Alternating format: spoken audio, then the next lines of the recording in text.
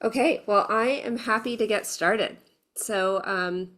Welcome everyone to our FlyWire Town Hall. It's an exciting day. We have a lot to share with you, updates on FlyWire Brain, Connectome, and also on a new data set. So I think I'd like to go ahead and get started. I'm Mala Murthy, for those who don't know me. I'm a professor and director of the Princeton Neuroscience Institute and also co-director of the FlyWire project together with Sebastian Sung. Let me tell you a little bit about some updates with the FlyWire Brain Connectome. First thing I want to say is a thank you to our advisory board. So FlyWire is primarily funded through a U24 Brain Initiative grant for dissemination of scientific data, Brain Initiative relevant scientific data, and our advisory board are the folks listed here. We meet with them a few times a year to get feedback on the direction of this project. And through our meetings with them, we're launching a new data set now, which we'll tell you about today. Amy, can you go to the next slide? So the first thing I want to make everybody aware of is that so far, and this list may be incomplete, so if you have a publication that leverages FlyWire data and it's not listed here, please let us know and we'll add it to the flywire.ai homepage. But so far, according to our count, there are 37 publications utilizing FlyWire data, which is exciting and gratifying. We think this is in large part due to sort of the open science data aspect of our project that, we released the data early and people were working in it before proofreading and annotation was complete. And so it's wonderful to see these publications either out on bioRxiv or getting accepted at journals. And again, if you have a publication, please let us know and we'll add it. Amy, can you go to the next slide? So I wanted to let you know that the two sort of main citations for the FlyWire Brain Connectome are here, what we call the flagship paper, which is neuronal wiring diagram, of an adult brain, and what we refer to as the annotations paper, whole brain annotation and multi-connectome, cell typing, quantify circuit stereotypy, and Drosophila. These papers were released on bioRxiv last summer. As you know, but we've done a lot of work on both of them. In the interim, we have updated versions on bioRxiv now, and they've both been accepted at Nature. And so that's exciting. And everyone's looking forward to seeing them out in print. I will just let you know that there's been updates to annotations, so many more cell type labels. There's been updates to proofreading, particularly of the photoreceptors, and a number of other changes. And so that brings us to having me let you know that we're to, I think it's version 783, is that right, Amy? Of the data. So that's the latest data set that is represented in these papers and that is also on Codex. Can you go to the next slide, Amy? So there's a package of papers that sort of highlight the data set that have all been submitted around the same time. And so the first two papers, as I just mentioned, are now accepted.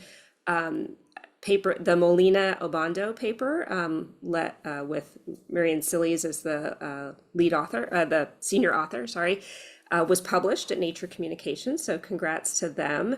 And as far as I know, all of the other papers in this package are in various stages of revision. And so the plan is for these papers to sort of be published around the same time and to be collected at a website that will showcase not only the data set, but also the utility of the data set in answering various scientific questions. So we're excited about this, and I will send out updates to the community when that comes out. Can you go to the next slide, Amy? I wanted to highlight one of these papers since it's relatively new, since our last town hall, and this is work done here primarily with Sebastian, which involves cell typing of one entire optic lobe. And so there are, last I counted, I guess, this number could have changed a little bit, over 37,000 neurons in the optic lobe. So these are intrinsic neurons, not including the cells at the boundary. Those cell types are primarily included in the Schlegel et al. Paper. And so what was done here is to use entirely connectomic information to do cell typing. So grouping these over 37,000 neurons into 231 cell types based on connectivity. And all of the data is presented in Codex at an optic globe catalog, within a catalog of optic globe cell types that you can browse, and also in this paper. And so we hope this will be a really great resource in terms of, science about visual processing. The cell typing, as I said, is defined by connectivity, and so it will be very interesting going forward to compare this to cell types from gene expression. And this sort of brings me to my next point, which is that the cell typing here, this was a way in which we could sort of validate the connectivity-based cell typing because there's so many examples of individual cell types across the optic globe. And through this process, we noticed that we needed to make some improvements in synapse detection because many of these cell types depended on very few synapses, less than 5 synapses, which is our current threshold within Codex for connection. So Amy, could you go to the next slide? And so we've been working with Zeta.ai over the past almost a year, I would say, in improving synapse detection within the FlyWire FAFB dataset.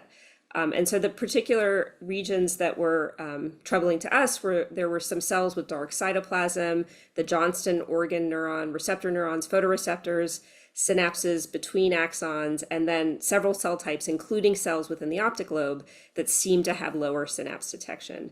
And so our own CHAU built ground truth data together with our proofreading team at Princeton to train new networks to improve synapse detection throughout the data set. And I'm happy to say that that detection looks very good. So here's just one example of synapses that were missed with the original synapse detection from Jan Funke's lab, but are now caught with this new method. And so our plan is to release this within Codex soon, so you can expect an announcement from us. And we hope that this also helps you in your scientific endeavors throughout the data set, this improved synapse detection. So this sort of brings me to the point of the FlyWire brain data set still will see improvements. So there's definitely more that we can do to correct proofreading if you find errors, to correct synapse detection like I've shown you here. And so we will continue to do that as it's useful for scientific progress. So you should definitely let us know if there are things you would still like to see within the brain data set. Okay, can you go to the next slide, Amy? Some other updates to FlyWire Codex that Ari Matzlia, our data evangelist and software engineer, wants me to share with you are that there are new 3D visualization tools, which I think this example in the bottom right is one of them, ways to color code cells by type, for example. Codex has now 4 sources of cell typing information, cell types that come primarily from Greg Jeffress's group that match between hemibrain and the FlyWire brain. The optic lobe cell types that I just mentioned to you that was done here at Princeton with between myself and Sebastian. Cell types for sexually dimorphic neurons. So this was done by my lab and Barry Dixon's lab. So cells that putatively express double sex and fruitless. And then a host of what I think we refer to as putative cell types or community labels for the rest. And there's improvements to the query language within Codex to make it more expressive.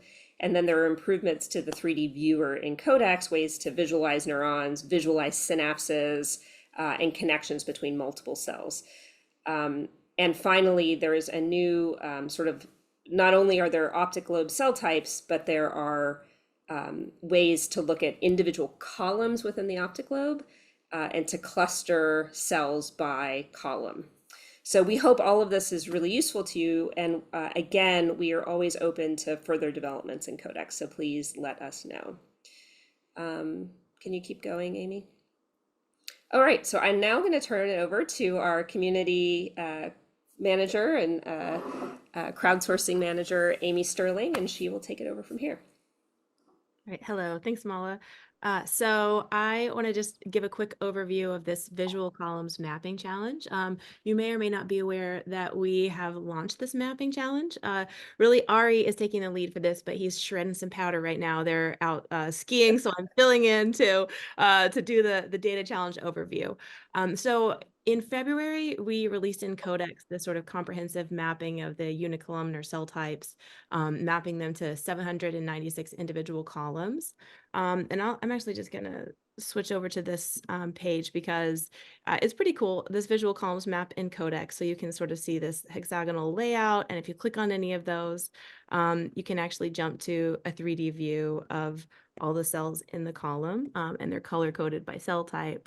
And then if you continue to scroll down this page, you can sort of see an overview of all the different cell types that have been mapped to columns, as well as like how many have been mapped. And you can even view, like say this, for example, is showing all the T4A neurons and they're color coded by visual orbit.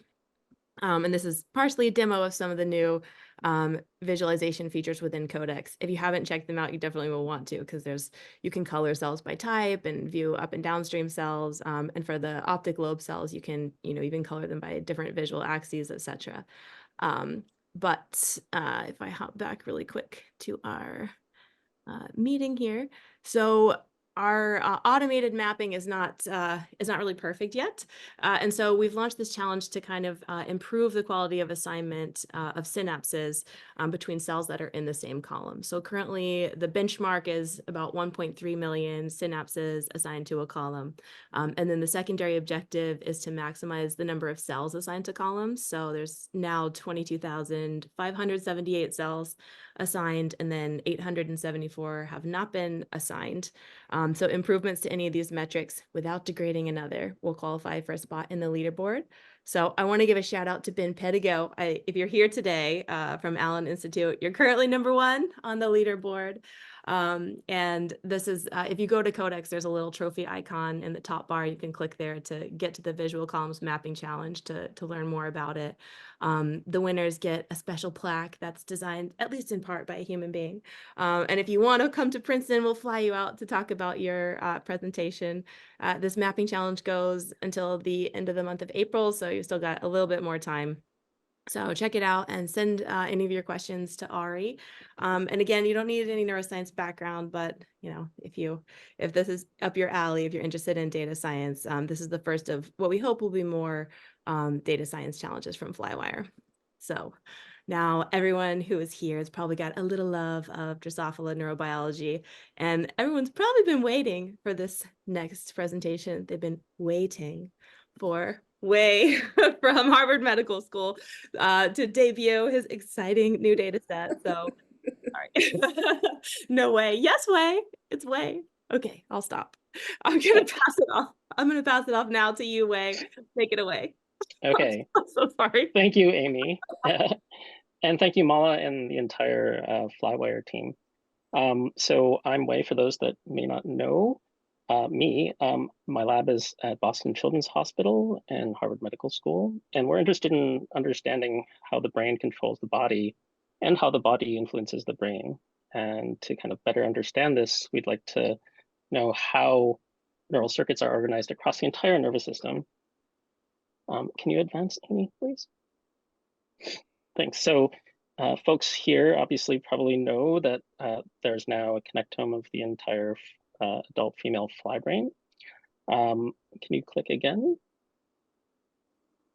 So some of you may also know that we have a connectomic data set of an adult female ventral nerve cord. This is a structure that acts very similarly to the vertebrate spinal cord. And there's also a connectome of the male ventral nerve cord from others at Genelia. However, all of these data sets and connectomes are from different individuals. And it turns out that only about half of the neurons that descend from the brain into the VNC can be matched across these different individuals. So if you can click again. So now we'd like to introduce a data set that we've been working on, many of us. It's been a real kind of team effort across people and labs and different groups, but we call this the banc, the brain and nerve core data set. Let's see, can you advance? So this video is going to play. Thank you, Amy and Kevin Delgado for generating this video. But the bank is a new unpublished connectomic dataset of the whole fly CNS of an adult female Drosophila melanogaster.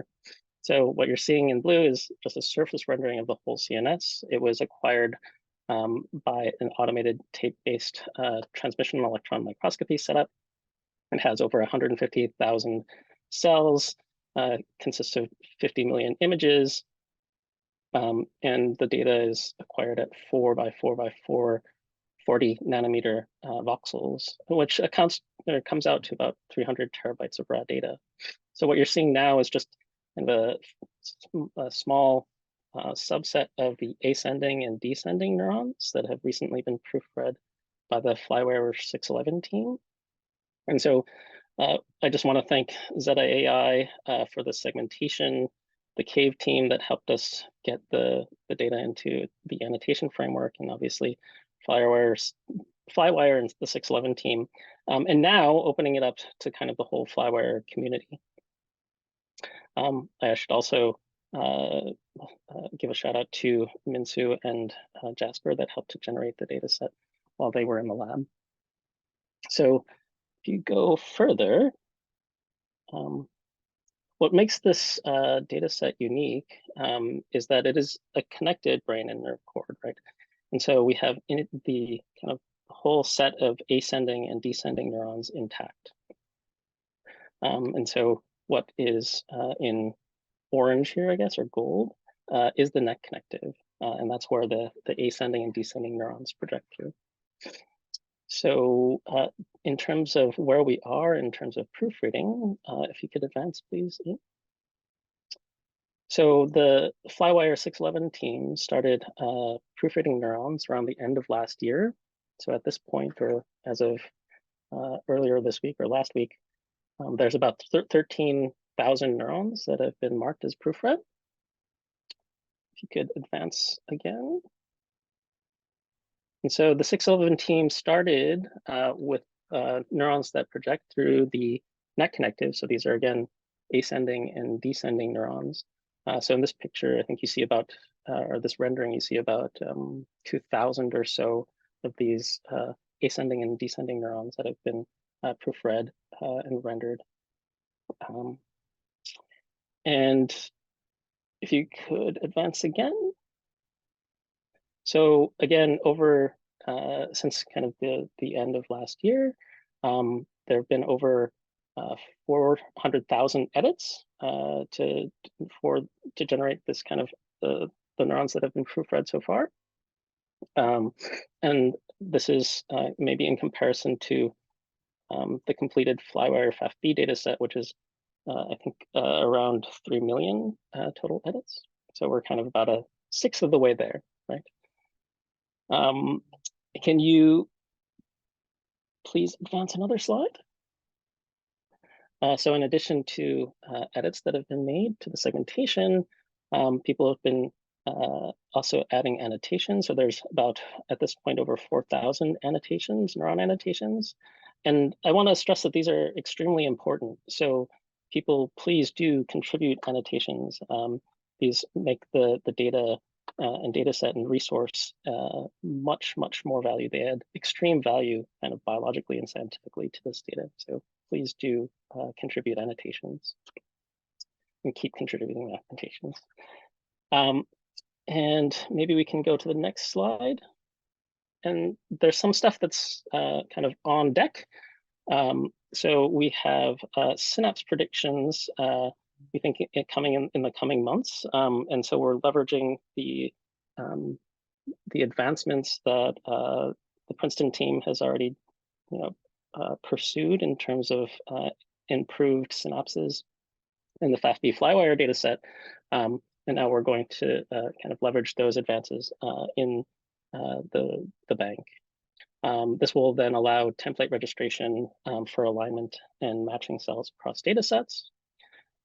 We expect to also have neurotransmitter predictions at some point, although we don't have an explicit timeline for that yet.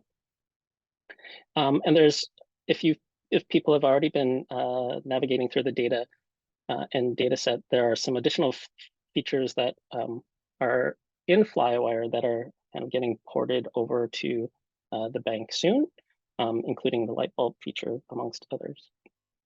And we do expect to have a preprint describing and presenting the dataset by the end of 2024. Can you advance another slide, please? And so I just wanted to go over the policies for use in terms of the bank dataset, because it's a little bit different than the FlyWire original principles. This is in part because this is an unpublished dataset. It has not been put together in kind of a manuscript form, although we're obviously in the process of doing that, which is unlike the FlyWire FAFB dataset that came from a published EM Connectomic dataset.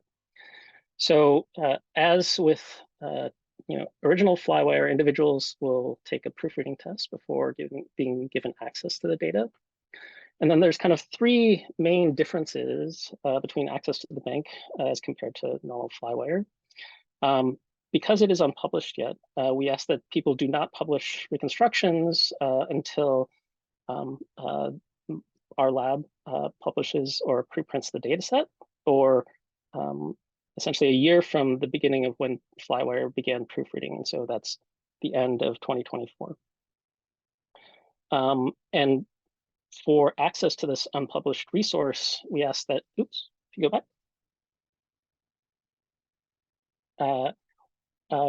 we ask that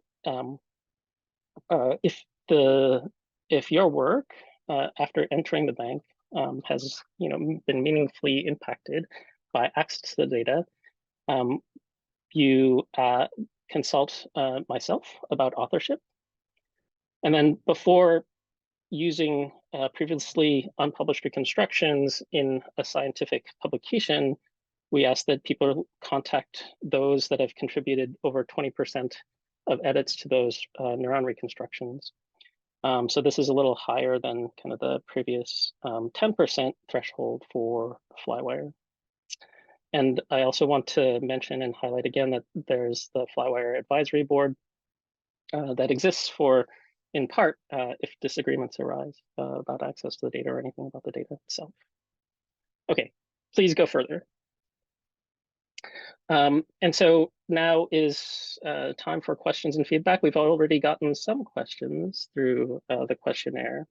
Hopefully we've answered some of the questions about kind of the timeline for at least where we are in terms of the status of bank completion and proofreading progress.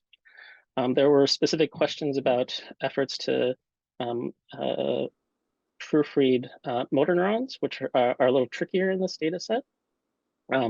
And currently we don't have explicit laid out plans for that, but I'm happy to discuss and get feedback from people. And there was also a question about how, if there are plans to explicit plans to match the FAFB data with HemiBrain, Fancy, and Mancy, and so forth. And so again, these are things that I think are open for discussion, but we, at this point, don't have an explicit plan to do these things specifically. Wait, would you mind if I just add one thing there? Yeah, sure. On our strategy for proofreading in the bank, which yes. So as Wei mentioned, we started with neurons that traverse the neck connective. So those were all the ANs and DNs, and we're going back over them. We then moved on to the VNC and even though we don't have synapses yet, we tried to attach somas to backbones. And so you will find in the data set that the majority of proofreading has happened in the neck connective, complete neurons, but those that pass through the neck connective and within the VNC. And so, and then our plan is to move into the central brain after that. So just sort of the logic of how the proofreading will proceed. You all may know that synapse detection really helps with proofreading because we can then prioritize proofreading by those neurons with the most synapses. Yeah, I think, yeah, that's all I wanted to add. So please go ahead. Sorry to interrupt. Yeah, no, thank you, Mala. I had meant to mention those things, but forgot, so thank you. And then I guess there was a final question about when the bank is going to enter Codex, and that is definitely on the roadmap, but we don't have an explicit, like a specific date for that to happen yet. I think in part, the more annotations there are in the data, the more utility there will be in getting the data into Codex as well.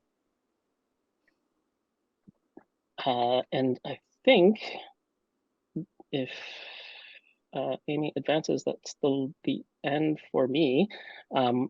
Again, thanks everyone for their interest in the data set and working with us as a community to generate a whole central nervous system connectome for Drosophila. Maybe we can open up for other questions. It looks like there's some that came through the chat. There's some in chat. Yeah, maybe I could read them, and if way you could. So Meet Zandawala, hi Meet, says, what % of extra synapses is the new algorithm expected to predict? Will the updated synapses for FAFB be made available programmatically in addition to via Codex? So I guess that's a question for me. So yes, they'll be made available programmatically and in Codex, absolutely. They should be available soon, I would say in the next few weeks. And the reason we're waiting is we're actually quantifying, before people use them, they're going to want to know quantitatively that they're an improvement. And so we're providing those metrics. Since we're not intending at the moment to write a paper on the new synapse detection, we want to provide you with at least a web page where you can assess the quality for yourself. So quantitative metrics throughout the data. So we have ground truth data that CJ has annotated, and we're using that as a way to develop precision recall scores. Right now, it looks quite good. The precision and recall is above 90%. And so, yeah, I'm quite excited about it. The next question is for you, Wei. This is from Kevin Daly. There remains a mega fragment, which includes the much, if outer boundary, and perhaps hundreds of neurons. This seems to be related to small tears in the tissue. Will this be masked off? Yeah, so we're aware of this mega glia monster, as it's been referred to, merger, and it's something that we're working through now, in part with the CAVE team as well as the annotation team here. So I think that in principle we know that this is an issue, and we're in the process of addressing it.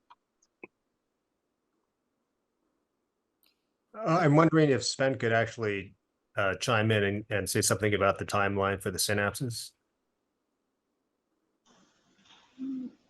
Well, I will make them available once they exist. Is the prediction ready?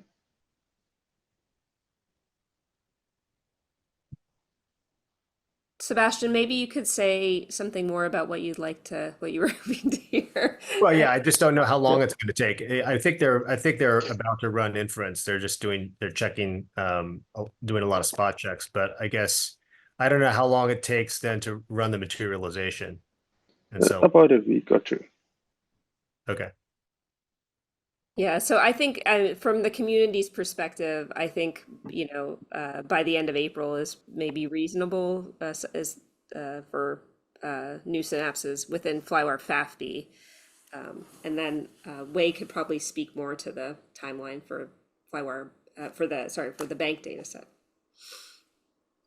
Yeah, so I think that we're going to be doing some data augmentation with additional ground truth data that's specific to the bank data set, which means that I expect the synapses to follow maybe about a month or so after the FlyWire FAFB data set, synapses are available or predicted.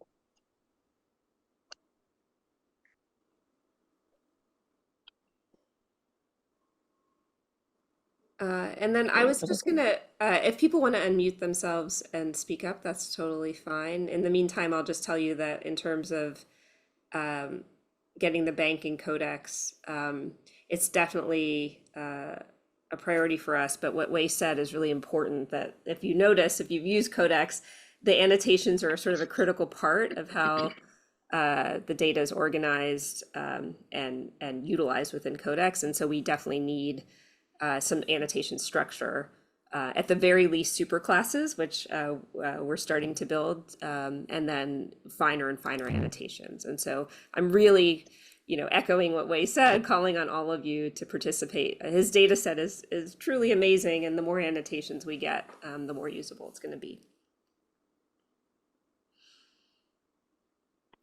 Oh, and then Sebastian put a point in here about photoreceptor synapses. For those of you who work on the visual system and in the optic lobe, I think I mentioned this in my presentation, but there will be a really big improvement in terms of photoreceptor synapses with the new synapse detection. So I think that'll impact many of you. Also for the Johnston organ neurons, for those of you who care about mechanoreception.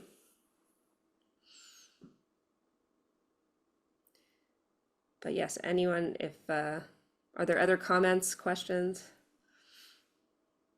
Should we watch Wei's video again? Sorry, can I ask a question for Wai-Chung? Yes, please. Yeah, hi. I think I remember one of your students give a nice poster presentation last year at a conference about detection of dense core vesicles in the data set. Yes. I don't know if you have any updates on that and whether that will be made available as part of these new data sets, because we're currently doing this manually and we would love to benefit from that.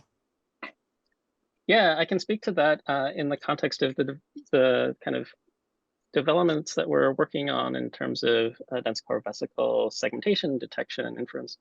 And this has been the work of Yervan Azatian, who's a data scientist in the lab. And he does now have a really, I think, model that works well in terms of segmenting and detecting dense core vesicles in cell bodies across the FAFB dataset.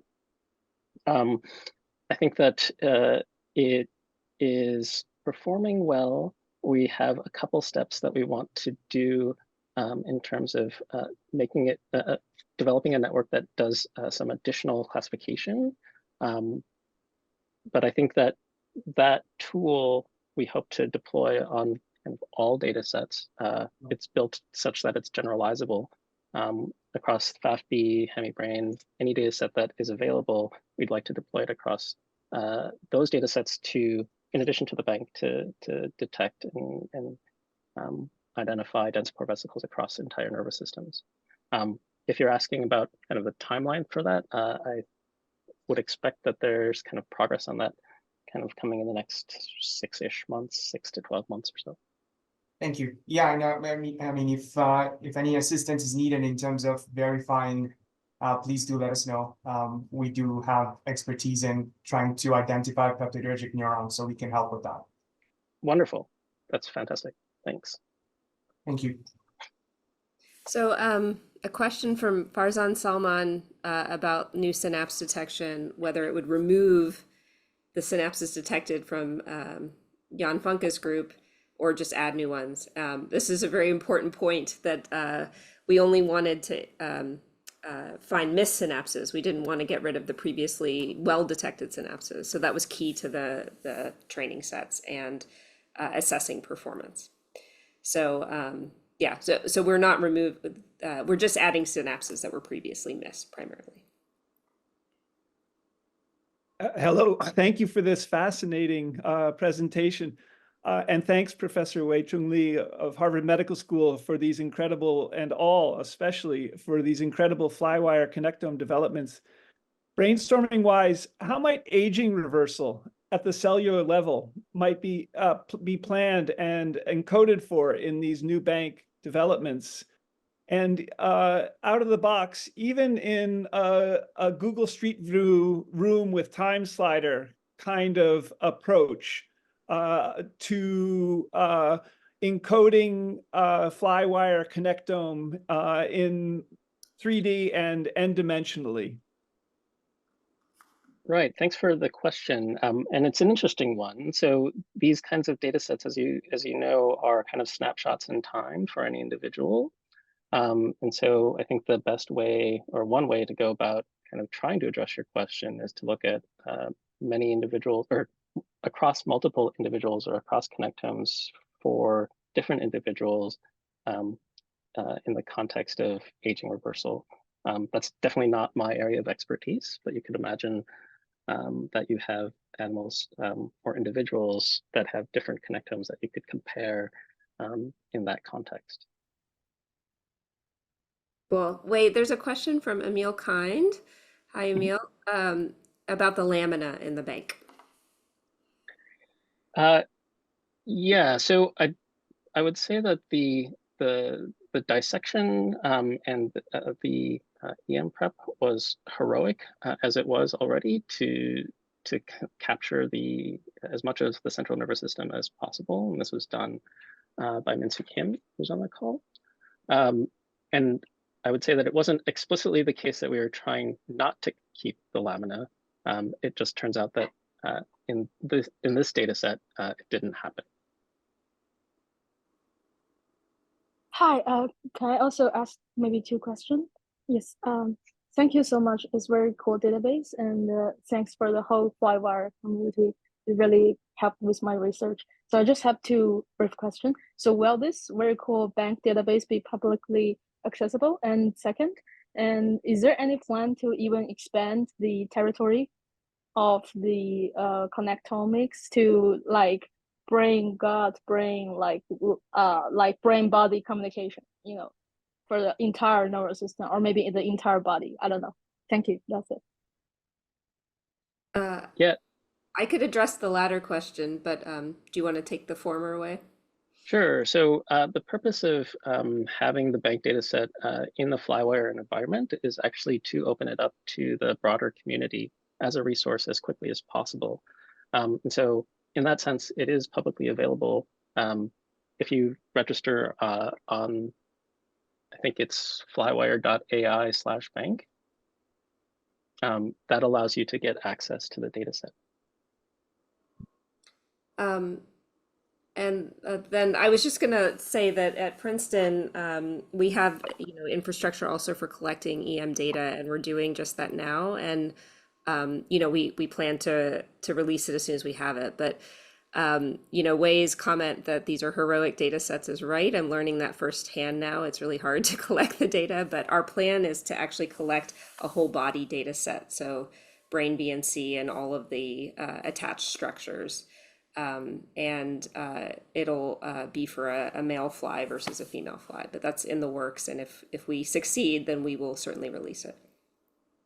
Thank you very much.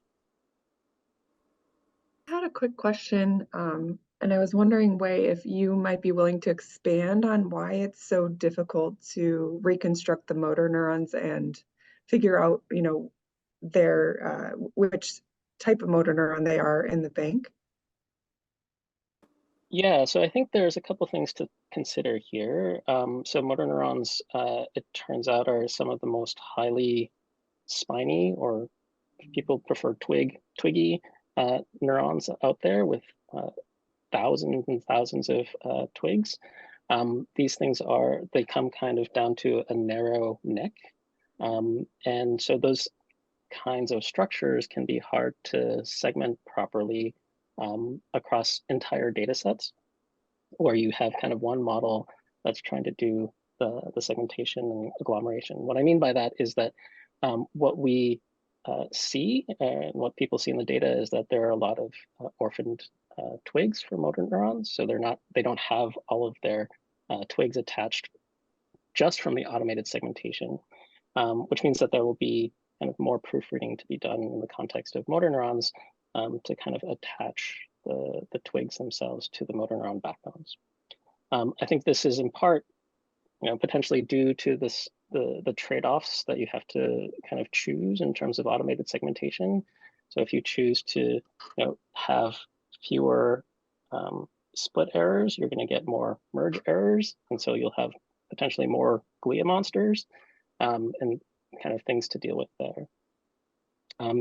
In terms of matching, the matching should actually be possible across the backbones. And so I don't foresee that as being a problem per se, comparing across data sets once we have the template warping done. And Wei, if I could just add something. Yeah. It's not that like all the motor neurons are affected. It seems like there's specific legs that maybe were the first ones that Min-Soo dissected off or something, where the motor neurons are a little bit less twiggy. But there are certainly many types of motor neurons across the data set that look quite good. And as Wei said, the backbones are in very good shape, so the matching and identifying them shouldn't be harder than in other data sets.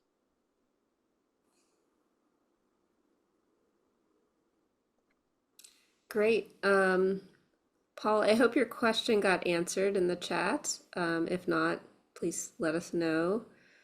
There's a question way about annotations for the bank that are currently mostly for cells that cross the net connective. And so is there an expected timeline for adding annotations to other cells? Yeah, so this is in part dependent on, this is kind of a call to arms, right, for the FlyWire and Fly community. So I think that I think as of last night, virtually all of the ascending and descending neurons have been annotated as such. But obviously we would like more. And so, the expertise is out in kind of the world and across the people that I see on the screen. And we would obviously love to have your input and additional annotations become part of this resource. So I don't know that I have an explicit timeline for annotations. In part, this is something, again, that we'd like the community to contribute to, and the more that happens, the faster it'll get done.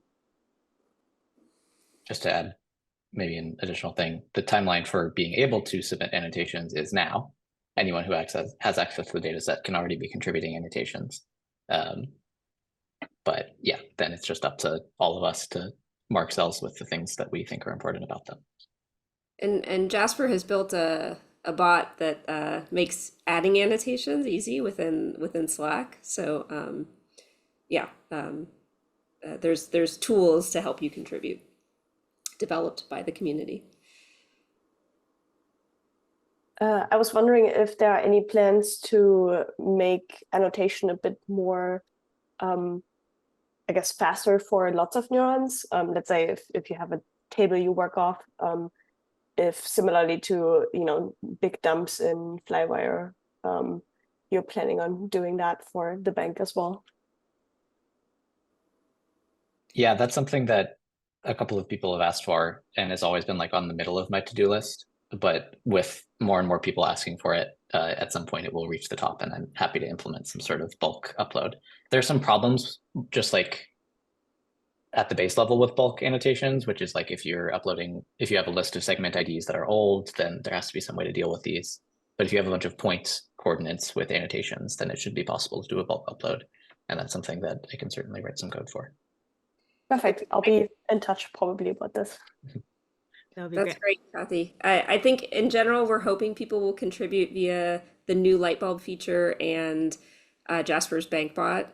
But if you have a table of annotations, spreadsheets of annotations, we welcome those too, and we'll find ways to get them into the data. I can add one little thing on annotation so people may not be aware that the citizen scientists had a bunch of add-ons for optic lobe proofreading. So citizen scientists proofread over 30,000 cells in the optic lobe of FlyWire brain and annotated, I think, more cells than that. But Christoph Crook built a lot of add-ons, and one of which let the citizen scientists do bulk annotations. And he is currently an early access user of the bank. So it's possible that there will be some features like that, and we can keep the community posted if any such community citizen science add-ons become available.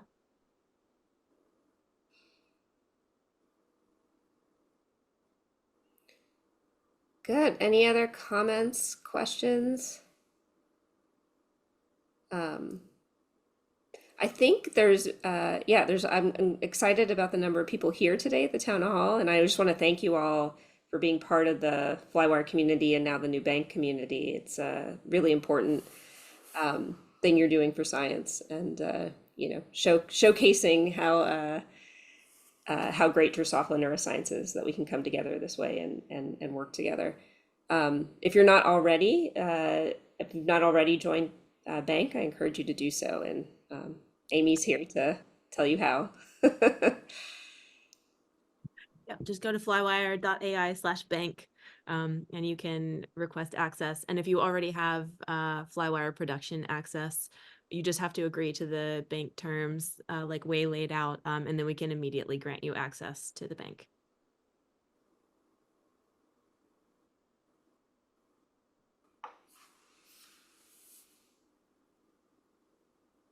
Oh, so yeah, and it's already available now. So if there seems like there's a question about when it will be available. Yep. Today. Right now, yes. All right. Well, Wade, do you have any closing comments? No, I just want to thank everyone that's helped to put this data set and project together, and wishing everyone well in terms of creating more and more connectomes.